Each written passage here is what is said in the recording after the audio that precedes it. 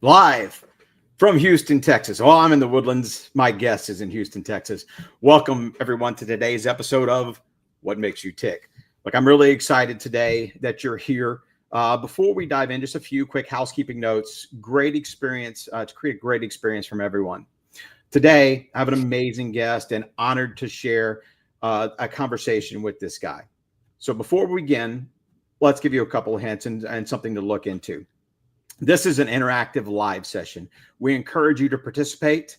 I do have a comment section here that I can read your comments, and that'd be awesome. To ask a question, just drop it in the chat. We'll bring key insights into the conversation. We'll use LinkedIn's DM and the comment section for anybody, anything that's posted behind the scenes. If you have an issue, send me a note. Let's see what we can do. So feel free to message us at any point through LinkedIn or any of the DMs. If you get disconnected, this will happen from time to time. Just simply rejoin.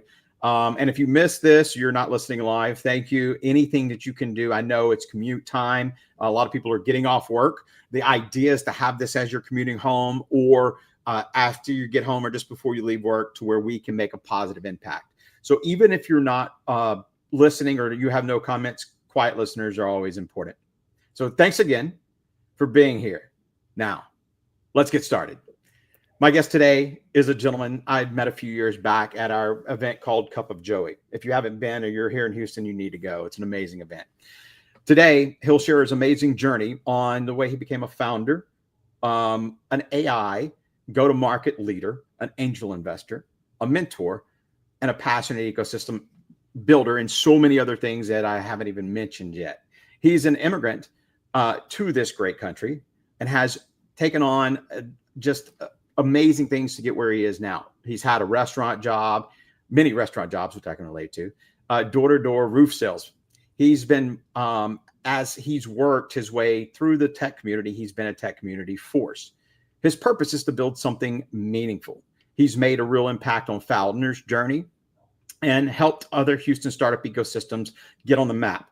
He scaled Honeycomb Software to over 100 people worldwide. He curates a popular startup newsletter called Rocket Network. Astros go Rockets. I'm sure that's where you got it from.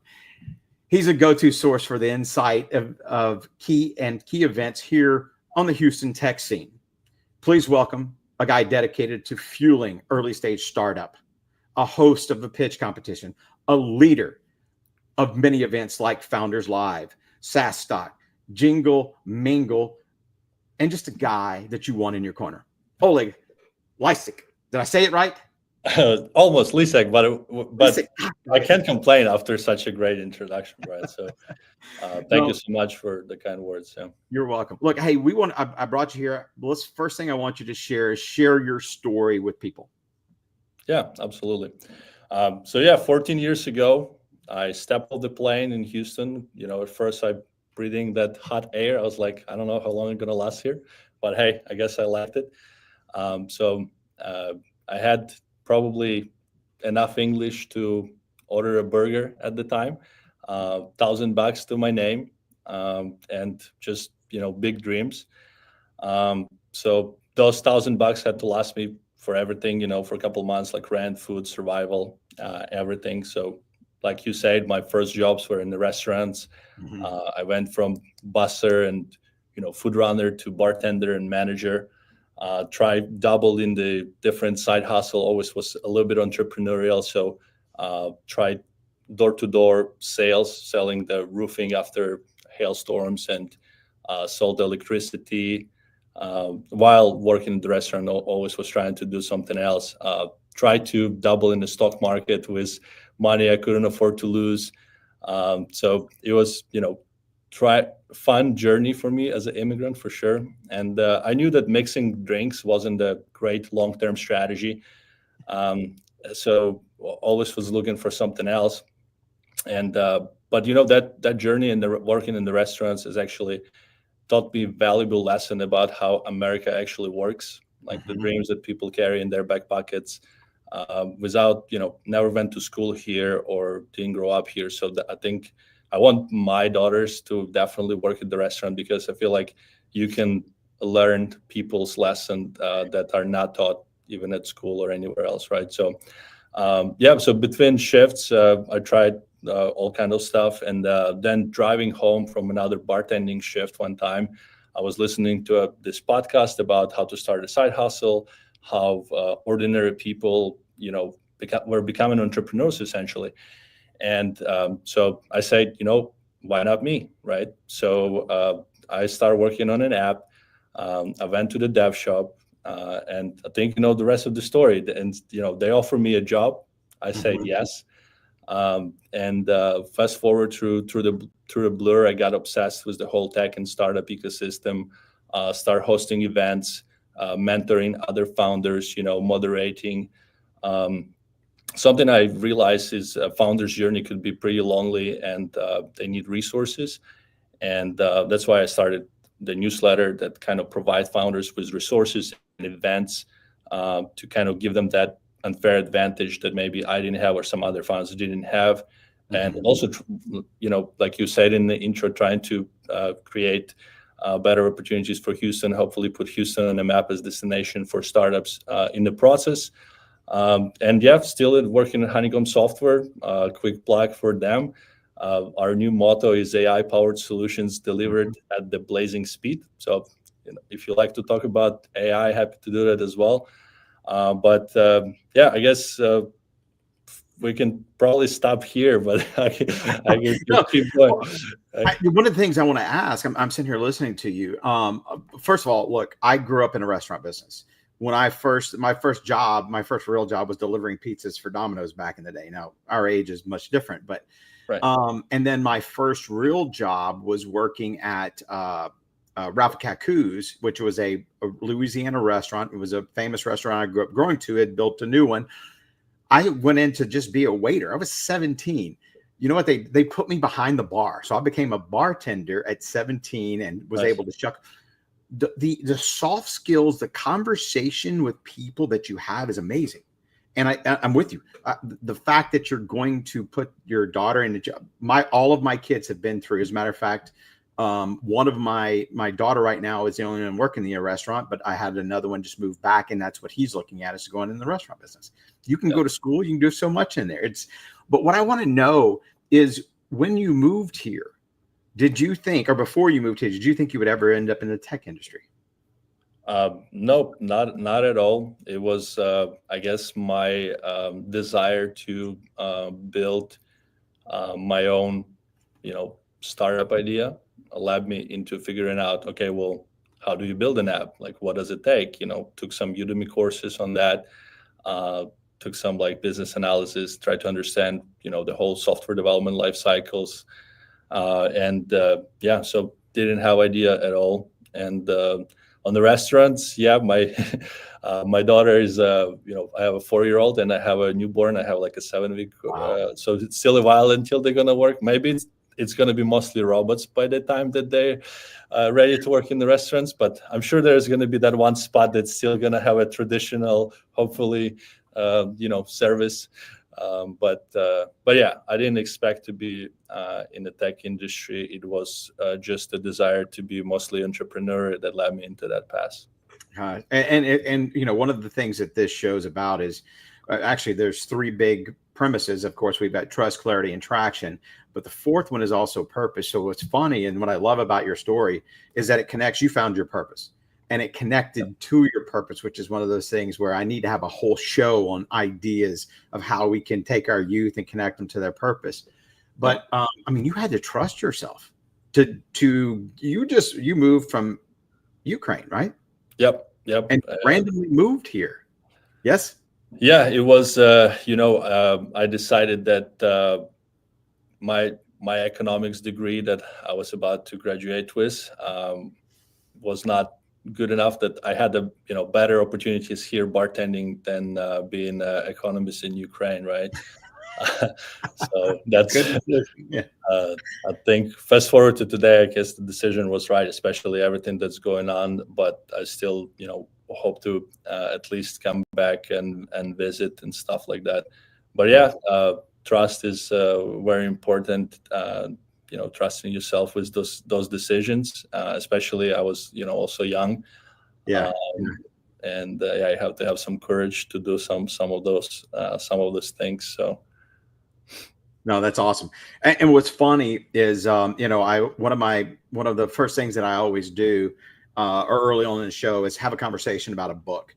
yeah, For me, books have made a big impact over the last. And most people that listen know, over a little over 10 years ago, I was divorced. We always read little books here and there as part of the athletic program, but I was never a big reader. And then when I went through my divorce, I found positive energy in exercising. I found positive energy in reading books. I ended up combining them, taking notes, kind of creating a journal on what I've had. And the funny one, the one I picked today was, it's called Thinking in Bets. And we talked about this briefly pre-show, but the funny thing is it's by Annie Duke, and she was a famous, played poker, big time rounds and gambling. And one of the things that I found with her was that she said life is like poker, not chess.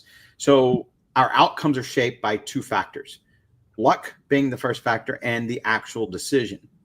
Where we get confused at a lot of times is we evaluate or what's called resulting, and we evaluate our decision based on the results. And a lot of times it doesn't do a true evaluation of our decision. So the skill comes in evaluating your decision based on what you knew at the time, not the results that came out, because and that leads to my like two big lessons that I kind of picked from it.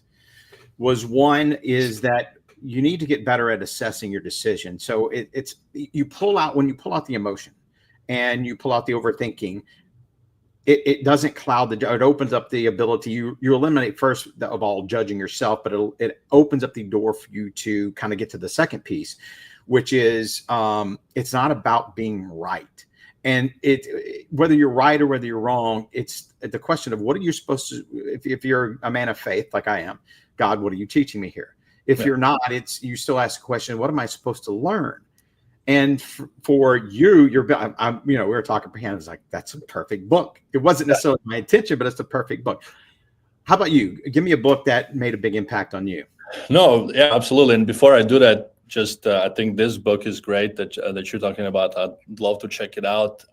One of the guys that I admire and follow is Jason Calacanis. Actually, he's a famous investor that invested in Uber and Robinhood like early on, right? Uh-huh.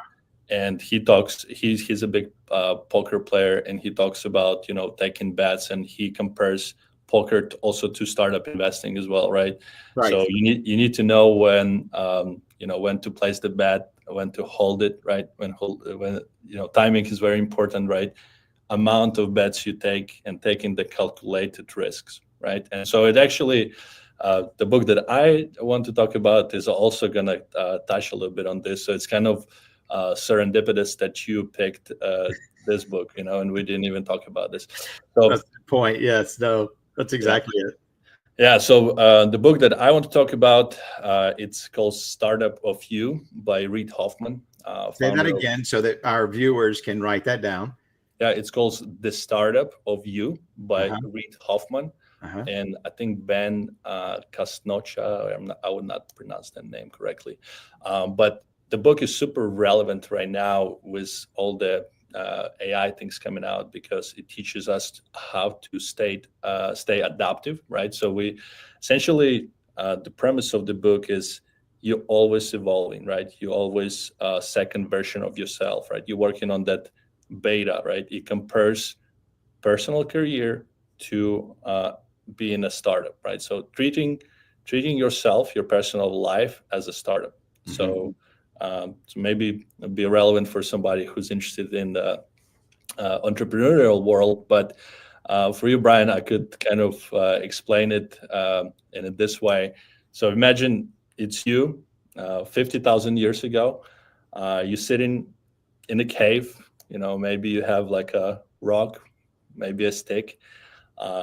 You have to figure things out, right? So you have to figure out how to make a fire. You have to make sure you survive, that you don't get killed. You gather supplies, right? You have to work with others with community to do things. So congratulations, you are an entrepreneur, right? So that's what kind of author talks about in the beginning.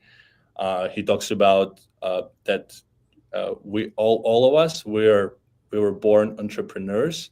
Just some of us, we forgot that we are entrepreneurs, and so he talks about how he reminds us in the book that we need to reset this, let's call it founder OS, like founder operating system, Yes. right? So it's all kind of embedded in us from the beginning, but not fast forward to today, most people just forgot that we are entrepreneurs and they became employees, right? Yeah. Yeah, No, so, same. And I would agree. And like at my age, you get trained. So sometimes it's interesting how you brought up the AI piece too. I love that. As a matter of fact, I love that book. I actually wrote it down. I'll look it up because it's one of those things that I need to add to my book collection for sure. But you and I have talked about the AI scene for a while, and we were today. For those of y'all who do not know, I have returned to teaching. So today was my first day back in congratulations. Thanks. Yeah, thanks. I'm still looking for a business development job, but right now I have actually, gosh, okay. We're not going to go on that sidetrack because there's we could talk for an hour. Yeah, we need to let me finish about the book if you don't mind. So go ahead. Yeah. Sorry. Yeah. At least a few bullet points, right? So as it was related to your book, right? Yeah. So the founder talks about you have a different kind of plans, right? So you have your plan A. So let's say it's your current job, right? So you're talking about clarity. Let's say you pick this. This is my journey. Mm-hmm. If things don't work out, you should have some sort of plan B or side hustle that you can fall into, right? Like you're looking right now for sales side hustle, for example. Yes. So your plan B. And then he talks about, and I like how he called it plan Z, because this is like the worst case scenario. It's not plan C. It's like if those two main ones don't work out, then it's like a worst case scenario. What am I going to do if the first two things, were blown away and like not a great idea? So right. It's like an emergency parachute, right? So kind of like, what will I do if those things don't work out? So that's about taking calculated risks. So he talks like, be risky, try things, but also make sure that you have other ways out. Like if the first thing that you're betting on doesn't work out, right? So it's so it's pretty interesting, and I think it's very related to poker and always learning, always adapting, always thinking about being that new, better version of yourself, right? For me, I call it Oleg 3.4, or like I'm 34-year-old, so like when iPhone releases the iOS, it's like iPhone whatever 16 or the iOS 16, 15. So I have some big plans for the features that I want to release or embed in myself in the next hopefully better version of myself, and that's kind of what the book is talking about, and that's the book I was reading when I finally like kind of shifted my careers from restaurants into tech. Yes. The last part of it is the network, right? So he Mm-hmm. talks about, he's a founder of LinkedIn. So of course you talk about the importance of network, about not treating your network as transactions, about investing in the long-term relationships, and that your best job opportunities or opportunities overall will come from your network, not from something that you study, or like in school or something like that, or but your network and building relationships and opportunities is super important. So, so that's kind of on the book.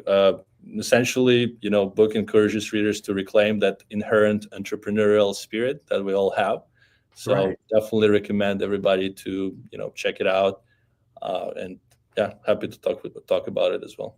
I love that. And the last piece, I love what you were talking about, how connecting, and you're not always going to use what you're going to do with education. And even though I'm a teacher, and I believe our education system needs to be changed, especially with some of this stuff. And we'll talk about that. Let me do a quick reset real quick. Today, we're on number 9 podcast. What Makes You Tick is an authentic, relaxed, purposeful conversation of trust, clarity, and traction. Why? We want to incorporate your purpose and my guest purpose into what we do, what you do every day to impact lives of yours and of the others that are around you. How do we do this? By sharing business and personal stories on building culture of trust, creating a clear, impactful message as a leader with insight on how we can build transactions within our lives. My guest today is Oleg Lysiak. God, I'm gonna get it right in a second, I swear, because I had it in my head the first time I heard It was pretty good, Lysiak. Yeah, it's good. Lysiak. We want to finish the conversation. So look, one of the things that, and I know you're, if not an expert, a growing expert in this, because we had a conversation today, and you mentioned it a minute ago. It was about AI, and one of the last session I went to, we talked about. It was funny because I watched The Matrix yesterday, and it tells the story of how the Matrix started, and it was all based on the initiation of AI. So I used that in this same session, and then later on they asked how can we put it. And one of the things that would just instantly came up with a project, because it's been one of the things that I wanted to do. One, I want to get to know my students, so I want them to write their story and connect it to their purpose. And then what I'd love them to do is to be able to do that, put it into an AI system, see what it puts, and then correct it and make it their story. The whole purpose here is, one, it teaches them how to learn. The problem that we have with a lot of this is that there's not a trust, because a lot of the kids they're going to copy and paste it and make it their own without even looking at it. There's no educational value there. There's no impact that you can make. For you, I know you're an expert. What do you think? Tell me a little bit about the AI software out there, the agents, any of the information, and how that's going to connect to our future. Yeah, I'm not happy to always talk about agents, trying to build them myself for my workflows, like to be more efficient, right, with what I do day to day. We build it for our customers every day as well. But for younger generation, definitely it's not about, just studying, but it's also, they need to learn how to work with the machines. That's important. But I think what's going to be important as well is the soft skills and things that are, AI would not replace you with, right? So I think the problem right now is many students that are studying, putting themselves in debt for like huge amounts of money, and they will probably, the jobs that they're studying for would not exist a few years from now, and it will be replaced by AGI. I don't know if you're familiar with AGI, Bryan, but it's coming. That's what it seems like OpenAI is getting closer and closer to. So briefly, what's AGI? Yeah. So it's artificial general intelligence. So essentially, it's AI that as great as almost a human mind, if to put it in like a layman's words. So it's soon, you just be able to give a task, and it's not only right now, we're in this era of AI where you just get a response with ChatGPT, almost like text and response type of conversation. It's getting to the point where any type of action that you wanted to take, it will have access, to your browser and be able to do things. And as well as robots will have the same abilities as well. So some of the manual labor work that's being done right now in the manufacturing, and like we have this startup at DI. I don't know if you heard of Persona AI. They're building a robot that's going to be AI powered. And so it's I think what's important to study is how to work with the machines. And like for my kids, I'm not going to care about their GPA. I'm going to care about, of course, their judgment, adaptability, their people skills. Those are the things that will be important. I want them to be creative, so they can use AI, of course, but I also want to make sure that they are able to do things without it. And like, so we don't just become all, I don't know, you mentioned Matrix, like, I don't know, cyborgs or something like that. But yeah, more about AI agents. There are like so many great use cases right now that you could build any kind of repetitive work that you do. Like I could give you an example, like in logistics industry, you have somebody looking for loads all the time. Hmm. Now it's AI browsing like what's available, where is it going, and it just doing it just doing it for you, right? Any kind of information that consultants are doing, like it's all available on the web. We don't need the huge consulting companies. I've heard this phrase somewhere. Somebody say like, if there was industry to short, like and go against in the stock market, it will be the consulting industry, Hmm. because now information is there and you can get it on a weekly basis, on a daily basis, just by using AI agents, or build your AI agent that is specific to the industry that you're interested in, and trained on your proprietary data sets that you have, or like your company has. So, but if you have any specific questions about it, happy to answer. Or Yeah, and we'll share your information at the end, so it can easily be found on LinkedIn or any of that. The it's funny because you brought up the logistics. I saw something on TV yesterday. It might have been just a brief. I don't think it was the news.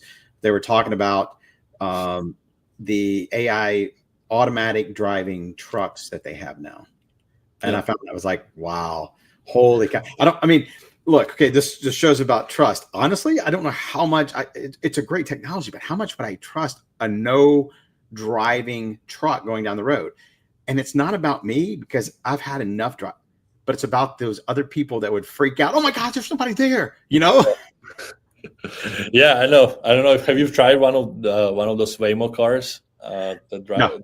Yeah, they have them in Austin actually. If you go to Austin, you should try it out. But yeah, it could be pretty freaky. When I was in one of them, uh, like some lady was trying to cross the road, and she like kind of waved at like the car, and like there is a driver, but the Yeah, car yeah. just stopped because it saw her actually.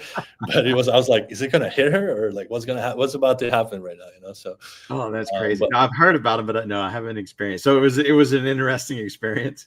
yeah, it is. It is like really futuristic. Like you feel pretty weird on the beginning, and then it's just it talks to you. You can like change, the music, the temperature, and all that. Yeah, yeah, Uh, yeah.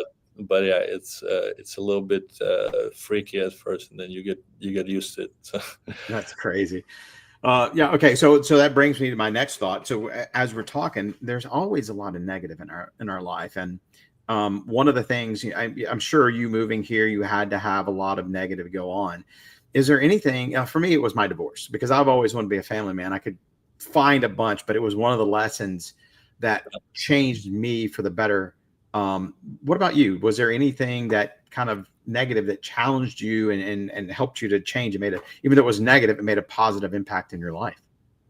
yeah, absolutely. I mean, the most I guess recent negative is the war in Ukraine, right? That is still going on, like in my homeland. So of course it's like really hard to comprehend. Like I would never imagine that, growing up in Ukraine, that place could have such a biggest war since World War II Hmm. happening there. And so, all my family is there, and it just shifted, I think, my perspective on life, and kind of got me thinking about how fragile everything is, and that we need to appreciate what's in front of us. Because being the entrepreneur and thinking always about kind of like what's the next thing, you sometimes forget to appreciate, and just kind of sometimes pause and say, wow, I'm actually doing pretty great. Like there's no rockets flying over my head right now, right? You know what I mean? Like kind of, you can put it in that perspective of like what's happening in my home country versus kind of how good we have it here. And so yeah, so that's kind of the biggest lessons. And my 4-year-old is always kind of also reminds me about gratitude. That's something that she studies, like or they teach her in the daycare. Sometimes she could be like, I'm grateful for this, mac and cheese you made me, or something like that. And, or like, I'm grateful for our family. And like, they have this, kind of, I don't know, innocent type of thinking, right? And something that we should appreciate. Sometimes I would probably just run by it and without any thinking about, wow, this is maybe a great moment. Like maybe we're traveling, so enjoying. Sometimes you just need to pause, and yeah, and appreciate it. So but yeah, so one of the other positive that I guess came out of the war, I got to travel quite a bit to Europe to see my family because I cannot go back there, and so they would come to Europe, and then we'll travel and spend some good quality time together. Yeah. So it made me also appreciate those moments more, and just being in different countries and seeing how different cultures work. That's also I would say a valuable lesson. Yeah. So So, yeah. so you're not allowed to go back. Not if I want to go fight in the army, then no. So, I guess when other folks are trying to escape if they don't want to go fight, but yeah. So Yeah. I'm trying to support from here, doing what I can by fundraising and donating, and Mhm. hopefully that the war will end soon. But it definitely helps you put gives you a different perspective on life. So I think there's some lessons that we can take out of those kind of situations that, Right. uh, I mean, don't just be sitting on your phone sometimes and then plan the next big things. Just try to appreciate what you already have, what's in front of you. So I would say that's probably the biggest lesson here. So when you looked at moving here, did you have any dreams? Dreams? Yeah. Yeah, of What course. dreams Of course were we when all you have were dreams. moving? Probably, I don't know. I probably wanted to be like I don't know, soccer player or something. I don't know. Uh, I'm a big soccer fan, so uh, uh, yeah. So probably that. I mean, I don't think I had like a profession dreams. At least, um, I don't think there was anything that like some people say, oh, I wanted to be the astronaut or something like that. I don't think I had anything like very specific, but I knew that probably deep down, I knew that I wanted to start something someday, Yeah. at some point. So right now, just doing it through Rocket Network, my side hustle, trying to build a media company. So um, but yeah, what about you? What are your Yeah. I wanted to be a baseball guy. yeah Astros. yeah And it was one of those things where you talk about a negative experience. I remember when I was good in the league I was in until I got to high school, and I didn't even make it as a freshman. But instead of it destroying me, like I got picked on in class. I was a little skinny kid. And when I got to where I was around good players, I wasn't good, and it gave me a good evaluation of where I was.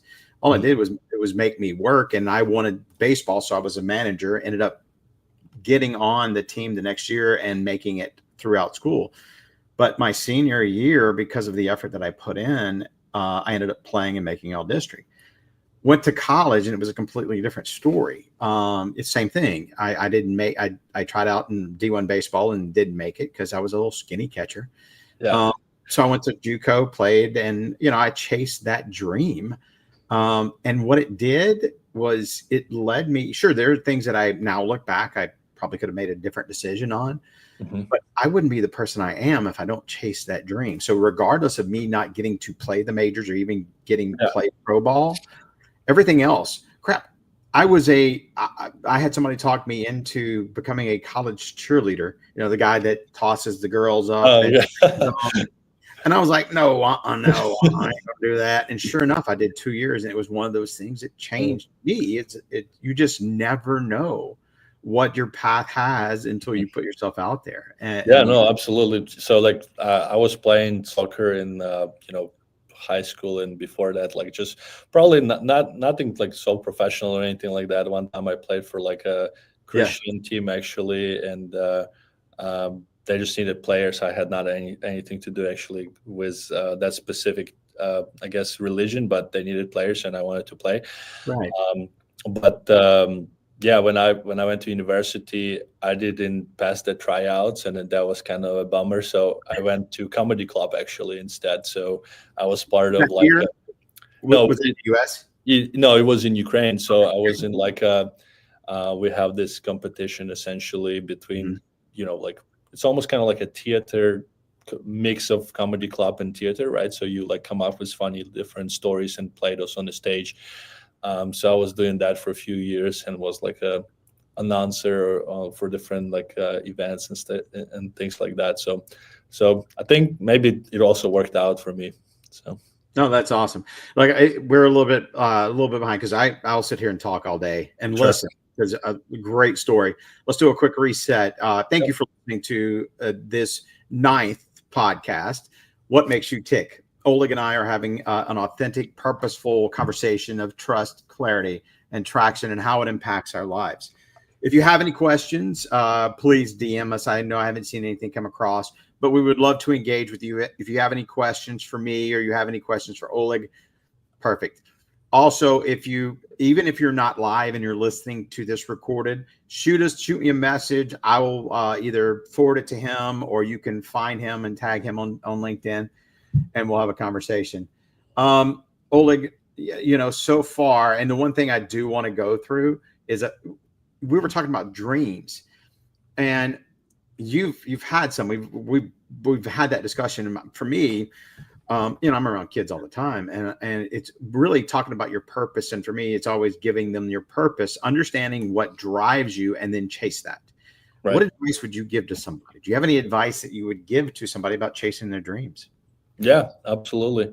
I have actually like a Ukrainian, I don't know, a phrase that I could share. And so my dad and my uncle like to say it, and it's essentially water doesn't flow under a lying stone, right? So it sounds a little bit weird in English, but what it actually means is nothing comes from nothing, right? Mm-hmm. You have to work to get something, right? And so no pain, no gain, right? So right. So that's something that I try to live by myself, right? So Okay, so say it in your native language. Say it in Ukrainian. Yes. Під лежачий камінь вода не тече. You'd be like, what? Can you repeat one more? Yeah. Hey, repeat it again. Yeah.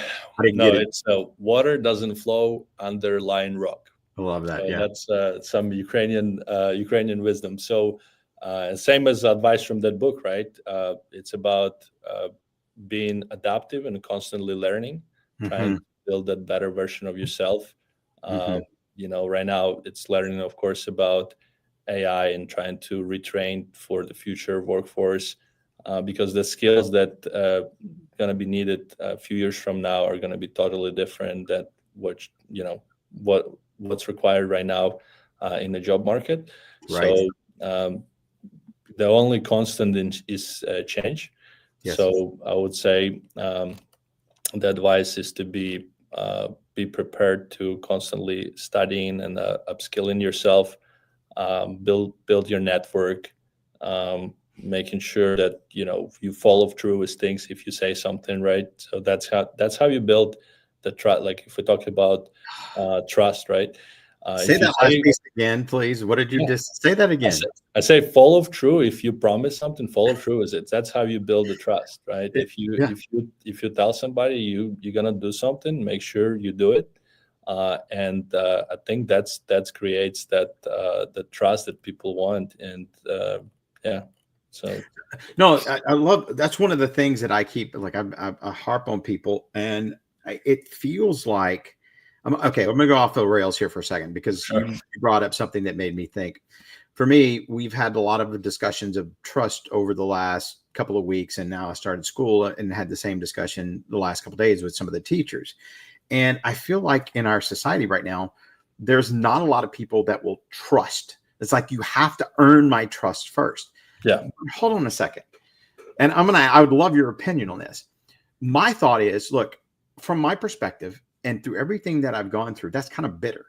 What if I give you my trust, and all you're going to do, if I give you my trust and I trust you to do something, because you said it earlier, trust is basically doing what you're going to say.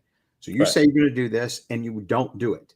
All you did was show me who you are. It has nothing to do with me and my trust. Does that make sense? Yeah, it does. It's the most valuable currency, right? Yeah. And so I think different people probably have different kind of level of what it takes for them to start trusting somebody, but based on how many times they've been burned. Right. And so the more times they've been burned, that it's the longest it takes for them to kind of probably open up and actually trust someone again. So I always look at it. I always look at it like this. It's when you're dating somebody, and I used to look at it completely different. But if you're dating somebody and that person breaks up with you, all that is, a lot of times we take that hard and we take that to heart. But really what they're doing, if you look at it from a different perspective, is they're letting you go to find the person that you need to be with, because that's not the person.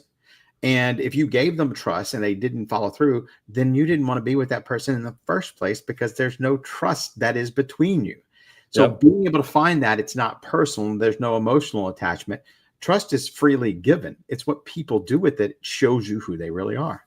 No, absolutely. I like that. Yeah. You got to see sometimes different people gets different chemistry, I guess, whether it's relationships or business relationships. Right. So, but usually, and, it takes a long time. Like, you cannot cheat your way into trust, right? It takes time and experience with the person to see, like, and learn what about them and what are they all about. So, yeah, I guess, back to it. So just be useful, try to, I always try to connect people, and I might not be the most useful person to somebody. So I always just try to, like, I know Bryan, like, he knows everything about, how to be successful in baseball. You got to talk to him, and I'll make that introduction, and it doesn't cost me anything.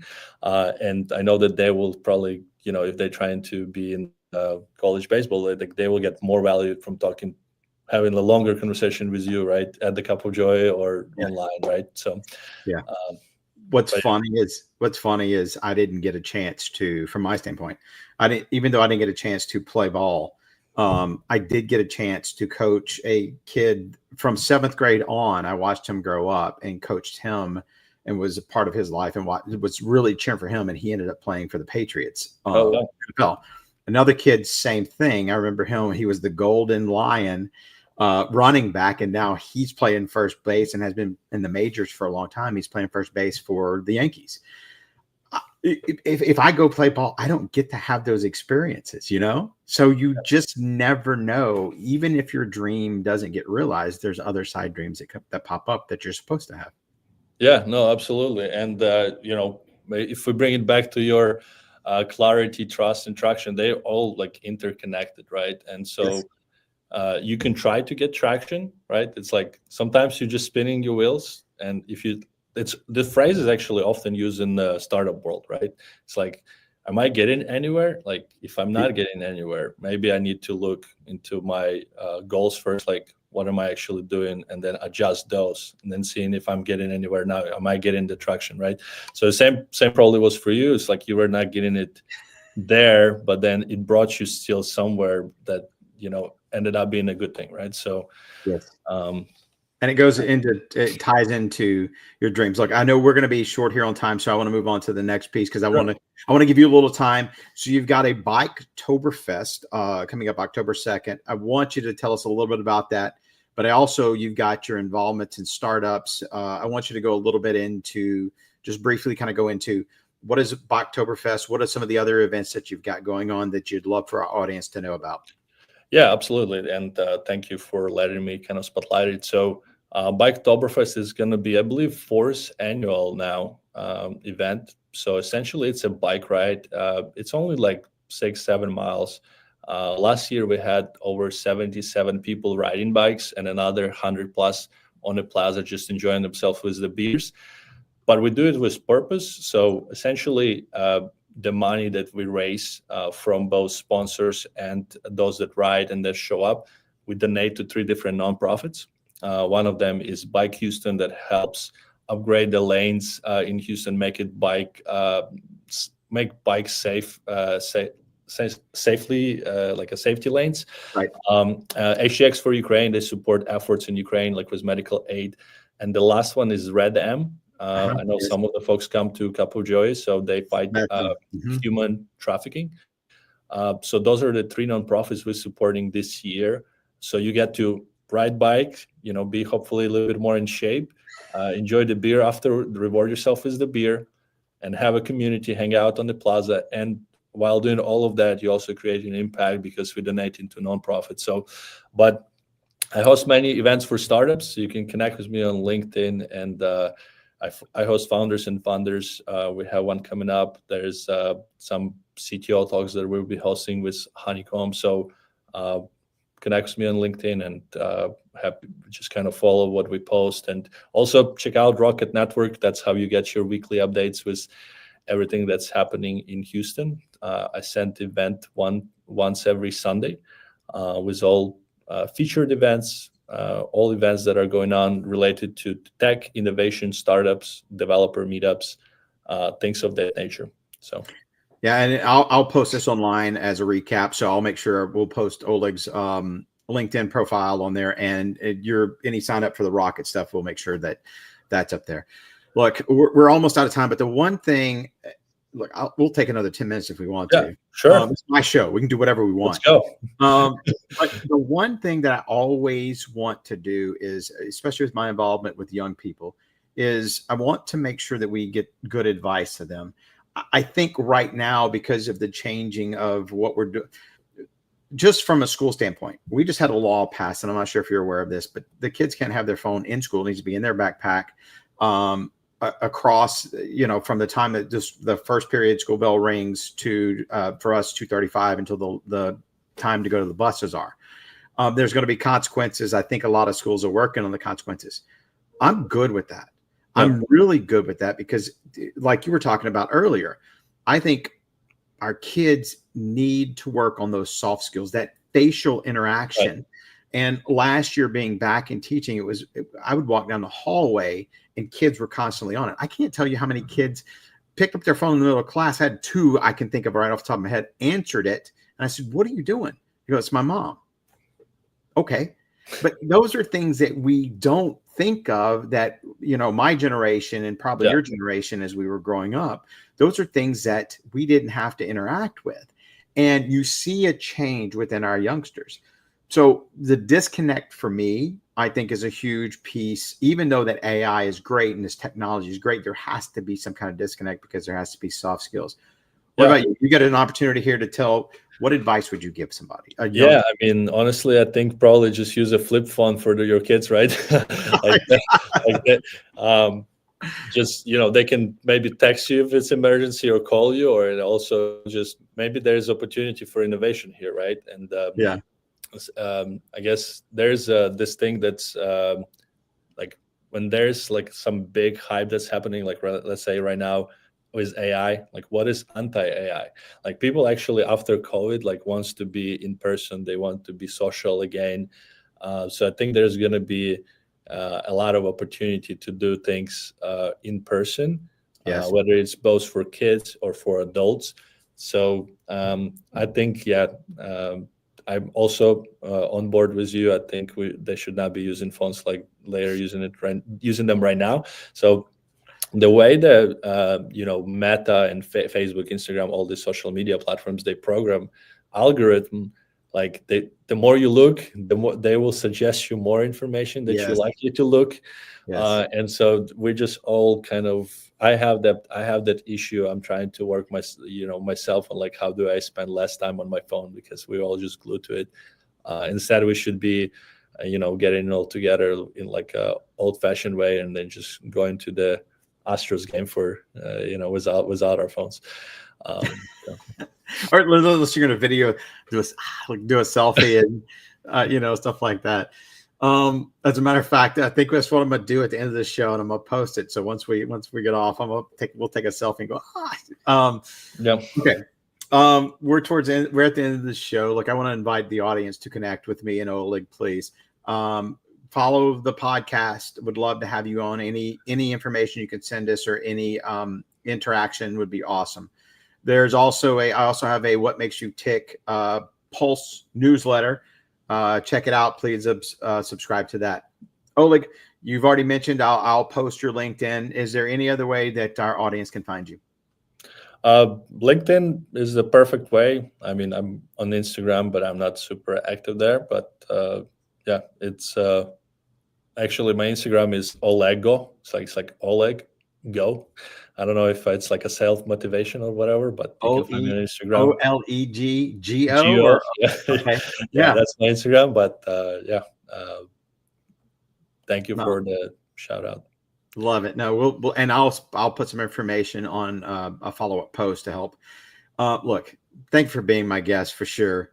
Thank you, What Bryan. And yeah, on what makes you tick? congrats on launching the podcast. When you told me, I was like really happy for you because I feel like you found something that you I could see that you're really passionate and excited about doing those episodes. So Yeah, good for you. it's been natural. It's been a blessing. Some of the people I've had on and some of the guests I have coming up. I want to grow that. So if you would like to be a guest, message me. I'm always looking. I'll be honest with you and I'll evaluate. My principal, he and I had a conversation. He will be on. Look, the whole idea is everything that you're doing and every guest on here. Let's just make an impact on the lives and our community through trust, clarity, and traction. Thank you, everybody, for being here. Go and have a great week. See ya. Thank you, Bryan. See you, brother. Take care. Bye, everybody. See you, man. See you. Take care. Oh, crap.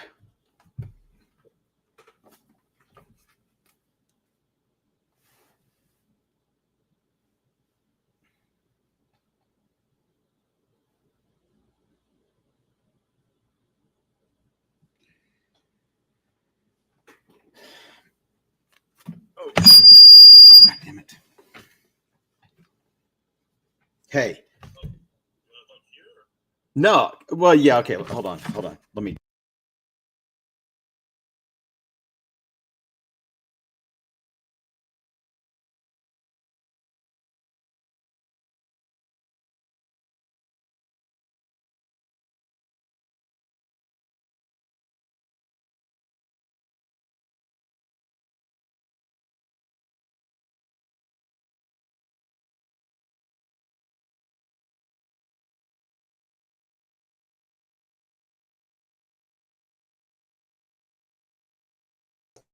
Hello, hello. All right. You got me. Yeah. I think I didn't explain that very good because once I hit the not live, Oh, say hello. Yeah. Once I hit hey, we should do it in person at the here at the podcast room at the Ion. I'll let you know next time. Or if you want to have a guest here, let me know and we can arrange. Okay. What I've got to do is I've got to be able to manipulate my schedule from what's coming up. So, no, look, I appreciate everything. Send me anything that you want me to post because I'm gonna go pee here in a minute.